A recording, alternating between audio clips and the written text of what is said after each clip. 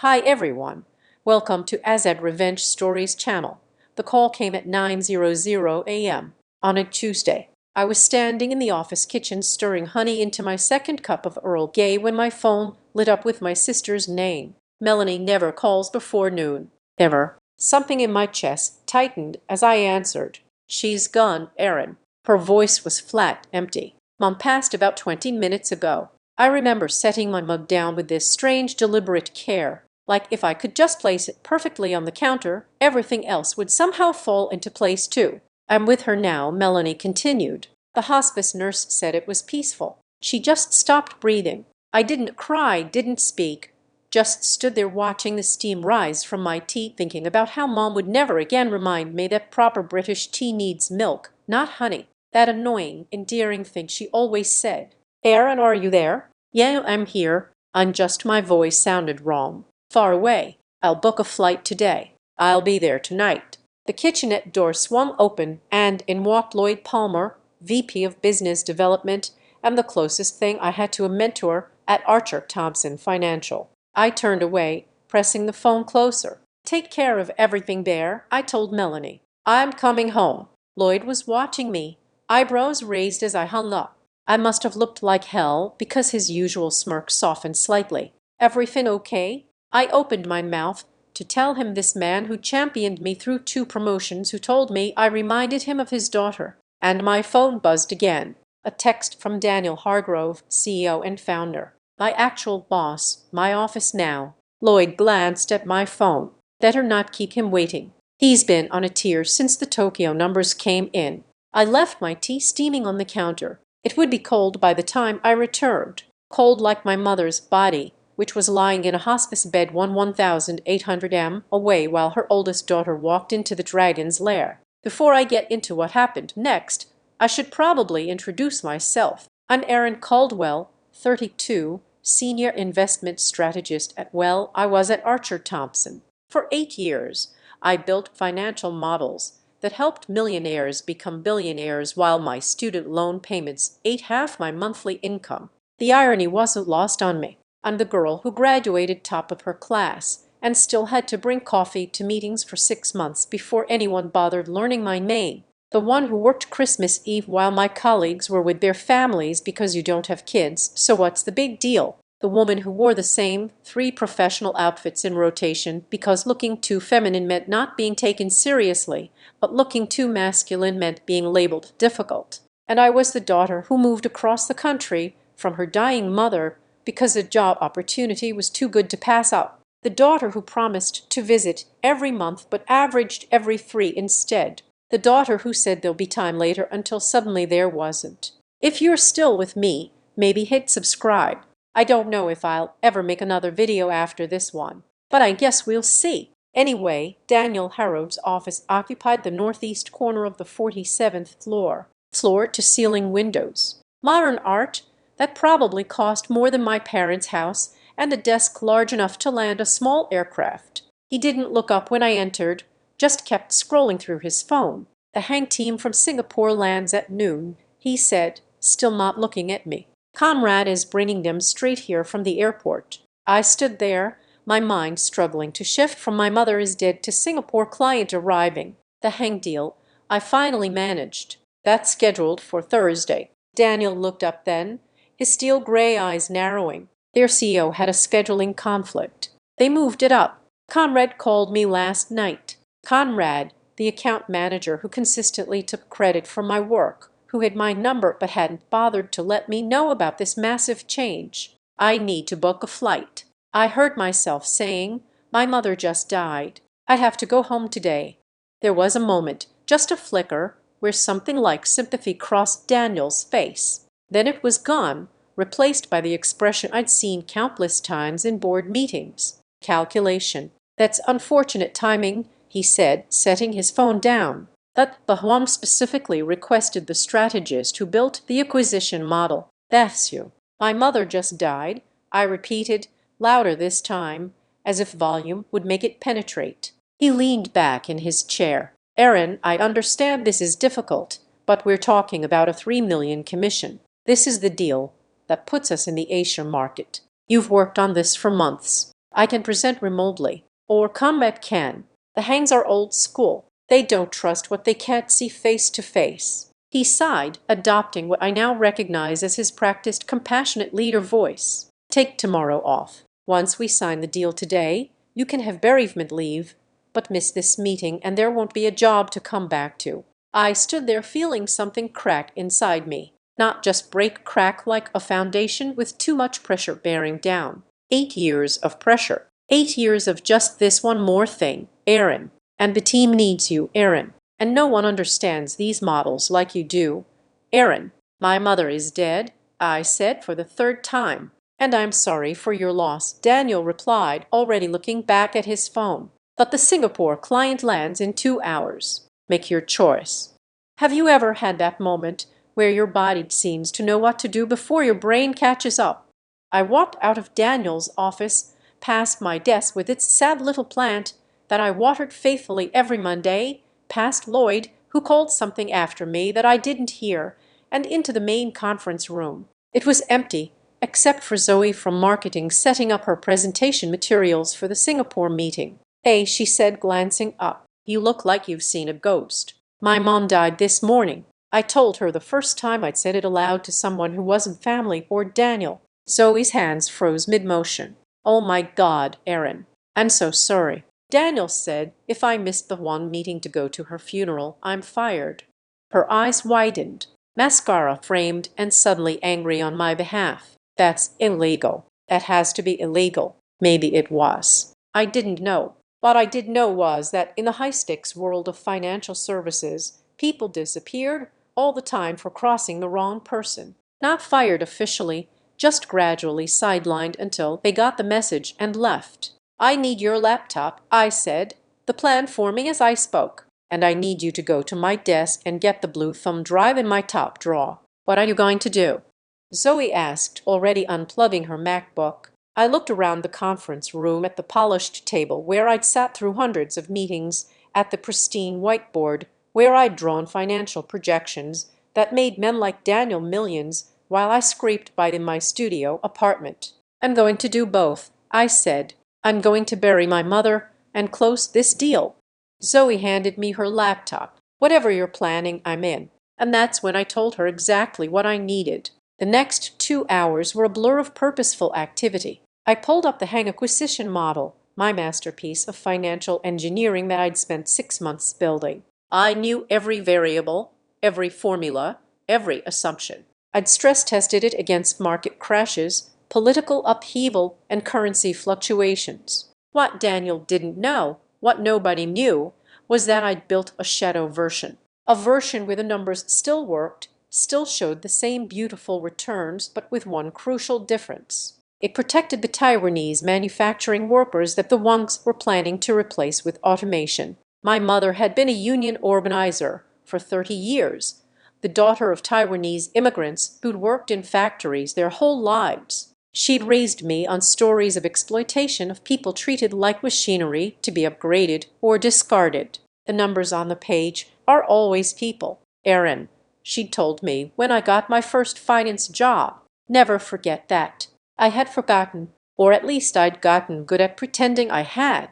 I called Melanie back. "I can't get a flight until tonight," I told her, fingers flying over the keyboard. "Start planning the service for Friday. I'll handle Mom's favorite flowers." "White peonies," Melanie said automatically. "And the Navy hymn, Eternal Father, strong to save," I confirmed. It had been playing when Mom met Dad at a USO dance in 1983. "I'll be there tonight, I promise." Next, I called Conrad, who was escorting the Hang team from the airport. "Hey, slight change of plan," I said, injecting casual authority into my voice. "Daniel wants us to use the Holden Conference Center for the meeting. More impressive for the clients. Can you bring them there instead?" "Since when?" Conrad asked suspiciously. "Since the building management just informed us they're testing the fire suppression system in our conference room today. You want to explain deal points while we're all getting sprayed with water?" He didn't question it further. At 11:45, I walked into Daniel's office without knocking. He was straightening his tie in the reflection of his phone. "I've moved the meeting to the Holden Center," I told him. building maintenance issue. He frowned. Why wasn't I informed? I'm informing you now. Cars waiting downstairs. I've already sent Zoe ahead to set up. For a moment, I thought he might question it, but Daniel Harrove had a pathological fear of appearing uninformed. He nodded like this had been the plan all along and grabbed his suit jacket. As we rode the elevator down, I looked at this man who just forced me to choose between my mother's funeral and my career, and I felt nothing. The anger would come later. In that moment, there was just clarity. We stepped outside into the October sunshine. I pointed to the black town car idling at the curb. "That's our ride," I said. "I just need to grab something from my car. Meet you there in 30 seconds." Daniel nodded, heading toward the town car while checking his phone messages. I watched him get in, watched the car pull away from the curb, and I whispered the 7 words that changed everything. "He's not going to the right meeting." Then I turned, walked to the parking garage, got in my own car, and drove to the airport, leaving Daniel Harrove headed to an empty conference room across town, while the 3 million Singapore clients arrived at our office building, where Zoe was waiting to greet them and usher them into a presentation that would change everything. But that was just the beginning of what I had planned. I want to be clear about something. I'm not one of those people who plans elaborate revenge fantasies. At least I never thought I was. What was happening wasn't even about revenge yet. It was about survival, about refusing an impossible choice. As I merged onto the highway toward JFK, I called Zoe. "They're here," she said without preamble. "All 7 of them, the Homes, their legal team, their financial advisors." And Conrad, calling Daniel every 30 seconds, getting more panicked each time. Daniel's phone is going straight to voicemail. That's because Daniel's phone was in airplane mode. I'd reached over and toggled the switch while pointing out something on the contract during the car ride. A small thing, something he wouldn't notice for at least an hour in the confusion. "Give them the good coffee," I instructed. "The Ethiopian beans we hide from marketing, and put them in the East Conference room, the one with the view of the bridge." "Already done." Zoe paused. "What about your presentation?" I glanced at the clock on my dashboard, starting in exactly 26 minutes. "Have you set up the video link?" "Yes, but Aaron, are you sure about this?" No, I wasn't sure about anything except that my mother was dead, and I wasn't going to miss saying goodbye because a man in an expensive suit thought his money was more important than my grief. "Just make sure everyone's in their seats at 12:30 sharp," I said. "And Zoe, thank you." The airport terminal was a blur of bodies and noise. I found a family bathroom, one of those single occupancy rooms, locked myself in, and pulled out my laptop. Using my phone as a hotspot, I logged into the secure video conferencing platform we used for client meetings. 12:28 p.m. I freshened my makeup with shaking hands, smoothed my hair, and straightened my blouse. There, in a bathroom stall at JFK, I prepared to give the most important presentation of my career. At exactly 12:30, I clicked Join Meeting. The screen filled with faces around our conference table. The Hang family patriarch, Winston Huang, sat at the center, flanked by his son and daughter. Their advisors lined the sides. Zoe sat at the far end, giving me a subtle thumbs up out of view of the others. "Good afternoon from New York," I began, my voice steadier than I felt. "I'm Aaron Caldwell, Senior Investment Strategist for Archer Thompson Financial. I apologize for the virtual presentation. I've been called away for a family emergency." Winston Hank frowned slightly. At 78, he was old school in every sense, famously preferring face-to-face meetings. However, I continued, "I believe what I'm about to show you will be worth the unconventional format." For the next 45 minutes, I walked them through my alternative acquisition model, not the one that had been approved by Daniel, the one that protected the Taiwanese workers while still delivering the 18% return the Hangs wanted. I showed them how automation wasn't necessary for profitability, how keeping the experienced workforce would actually reduce quality control issues that plagued new automated systems. This approach gives you something more valuable than a marginal increase in short-term profits. I told them it gives you stability, institutional knowledge, and most importantly, it gives you face. Winston Hones, eyebrows rose slightly at my use of the Chinese concept. The current labor protests in Taiwan have international attention.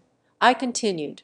By retaining the workforce, you position yourselves as responsible corporate leaders rather than opportunistic cost cutters. The goodwill alone will open doors throughout the region that might otherwise remain closed. I took a breath, aware I was about to cross a line I couldn't uncross. My mother passed away this morning, I said, my voice finally betraying a tremor. She was the daughter of Taiwanese factory workers who came to America for a better life. She spent her career fighting for worker protections. And as I prepared this presentation for you, I kept asking myself what she would think of my work. The conference room was utterly silent.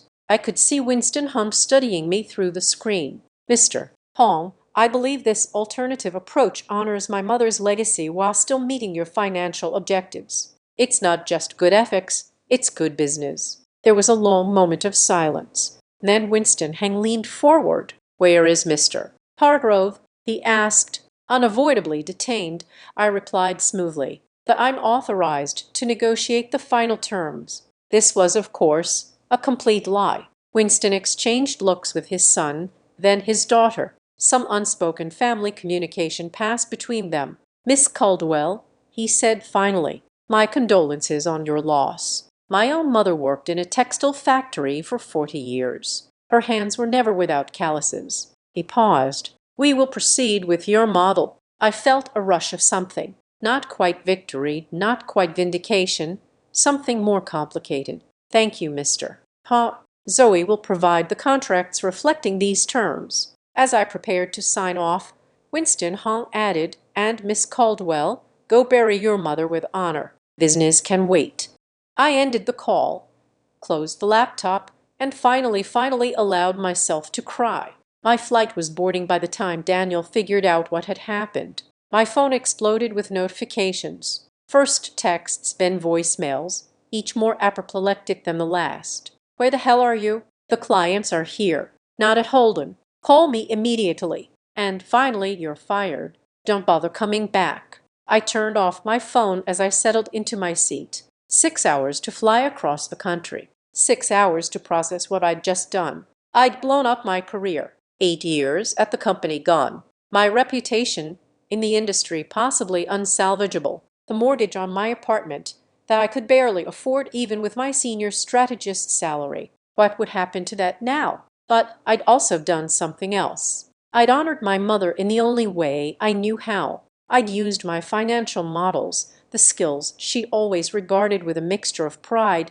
and suspicion to protect people like her parents, like the people she'd spent her life advocating for. Somewhere over Ohio, I realized I was smiling. The next 3 days passed in the surreal fog of grief and funeral arrangements. Melanie and I sorted through Mom's modest belongings in her assisted living apartment. We argued about the eulogy, cried over her collection of refrigerator magnets from places she'd visited, and drank cheap wine directly from the bottle like we used to in college. She kept everything you ever sent her, Melanie told me, pointing to a shoebox filled with postcards and trinkets from my business trips. Even the stupid stress ball from that conference in Dallas. The guilt crashed over me. All the visits I'd canceled, the calls I'd cut short because of work emergencies. The last time I'd seen Mom 2 months earlier when I'd spent half the visit on email because of a critical client situation. She was proud of you, Melanie said, reading my thoughts the way only siblings can. She didn't always understand what you did, but she was proud. The funeral was on Friday, just as we'd planned. White peonies everywhere. Eternal Father, Strong to Save, played by Mom's friend from church who'd been a professional pianist in her younger days. I delivered the eulogy without breaking down, which would have disappointed Mom, who always said a good cry was cleansing for the soul. I didn't check my work email once. I didn't return Daniel's calls. I existed fully in the moment of saying goodbye to the woman who had taught me that principles matter more than profit. It wasn't until Saturday, the day after the funeral, that I finally opened my laptop and logged into my work account, expecting to find it deactivated. Instead, I found an email from Lena Wong Winston Hangs and Chief Operating Officer of Hang Enterprises. It had been sent 4 hours after my bathroom stall presentation. Miss Caldwell, The contracts have been signed using your revised model. My father was impressed by both your financial acumen and your ethical stance. We value partners who understand that longevity in business requires more than quarterly profits. We were disturbed to learn from your colleague Zoe that you presented this model without Mr. Hargrove's approval and that you have potentially sacrificed your position to honor your mother while still serving our interests. Should you find yourself seeking new opportunities after your bereavement, Huang Enterprises would welcome a conversation with respect and condolences. Leaner Hang. There was a second email. This one from Lloyd Palmer sent just yesterday. Aaron, the board emergency meeting just concluded. I don't know what the hell you did,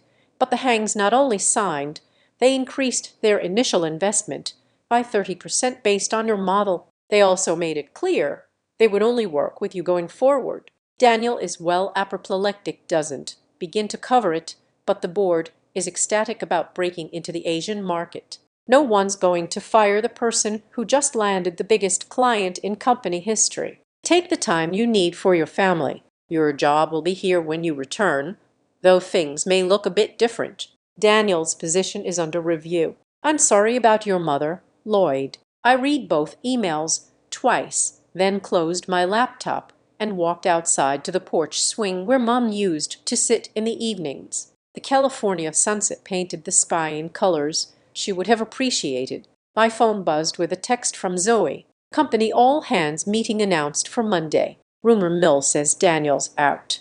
Restructuring coming. You're the hero of the 38th floor. When are you coming back? I didn't answer immediately. Instead, I thought about what coming back would mean. Back to a company that had forced me to choose between basic human decency and my livelihood. Back to a culture that saw family emergencies as inconvenient scheduling conflicts. I thought about Leaner Hang's email, about possibilities I hadn't considered before, about my mother, who taught me that sometimes you have to blow things up to build something better. I did go back, but only for one day, just long enough to clean out my desk, download my contact list, and attend the all-hands meeting where Lloyd announced that Daniel had decided to pursue other opportunities corporate speak for was forced to resign in disgrace. Lloyd also announced my promotion to Vice President of Strategic Development, a position created specifically for me. I declined it publicly in front of the entire company. I appreciate the recognition, I said, standing at the front of the room filled with shocked faces, but recent events have made me reevaluate what I want from my career and my life. I've accepted a position elsewhere. The room erupted in whispers. Lloyd looked like I'd slapped him with a homs. He asked, microphone still on. No, I said, I'm starting my own firm. Ethical investment strategies for the new economy. I paused, looking around at the faces of colleagues who had been my whole world for 8 years. My mother taught me that the numbers on the page are always people. I forgot that for a while. I won't forget it again. 2 weeks later, Caldwell Strategic Advisors opened its doors, funded in part by investment from Hong Enterprises, in part by my own savings, and in part by the surprisingly generous severance package Archer Thompson provided when they realized I was taking the Huans with me. My first hire was Zoe. My second was my sister Melanie, who left her marketing job to handle our operations. My third was Lloyd Palmer, who resigned from Archer Thompson after 30 years when he realized which way the wind was blowing. It's been 18 months now. We are small but growing. We specialize in acquisition models that prioritize worker retention and ethical supply chains while still delivering competitive returns. We have a waiting list of clients. Sometimes I wonder what would have happened if Daniel hadn't given me that impossible choice on the worst morning of my life. If he'd shown a shred of basic human compassion, he probably would have kept his job. I probably would have kept mine. The Hangs would have gotten their original model. Hundreds of Taiwanese workers would have lost their livelihoods, and I would have continued being a small cog in a soulless machine. Sometimes the worst moments of our lives become turning points we never could have anticipated. So that's my story. Not exactly the revenge saga you might have expected from the title. I guess I didn't destroy Daniel out of spite. I just chose not to sacrifice myself or my values for his profit margin. The fact that he imploded as a result was just karma doing its thing. My mom would say it was justice that the universe has a way of balancing the scales. I keep her picture on my desk now, right next to the stress ball from that conference in Dallas. Sometimes when I'm building financial models late at night, I swear I can hear her reminding me. The numbers on the page are always people. Aaron, I don't forget anymore. If you've stopped with me through this whole story, thank you. Maybe hit like or subscribe if you want to hear more. Though honestly, I don't know if I'll make another video. This was more therapy than content creation. But if there's one thing I hope you take away from my experience, it's this. When someone forces you to make an impossible choice, sometimes the best option is to reject their terms entirely and create your own path. It's terrifying. It's risky. But on the other side might be something better than you ever imagined. And if you're dealing with grief and impossible choices of your own right now, I see you. It gets, well, not easier exactly, but different, more manageable. The waves don't stop coming, but you learn to swim. Anyway, thanks for listening to my 2 a.m. confessional. I should probably try to sleep now. I invite you to subscribe to the Azad Revenge Stories channel, like this video, and support me further by hitting the hype button so the story in this video can be heard by many more people. Thanks to all.